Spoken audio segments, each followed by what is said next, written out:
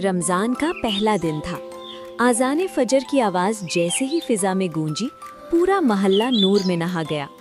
چھوٹا سا حسام اپنی آنکھیں ملتا ہوا اٹھا۔ یہ اس کی زندگی کا پہلا مکمل روزہ تھا۔ بیٹے سحری کے لیے اٹھو۔ ماں مجھے بہت نیند آ رہی ہے، مجھے سونا ہے۔ نہیں بیٹا جلدی اٹھو، سحری کا وقت ختم ہو جائے گا۔ جلدی آؤ، گرم پراٹھے اور چائے تیار ہے۔ آ رہا ہوں۔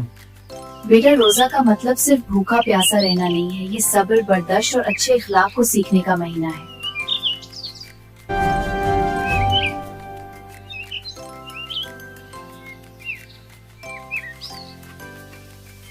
اللہ اکبر، اشہد ان لا الہ الا اللہ، اشہد ان محمد رسول اللہ۔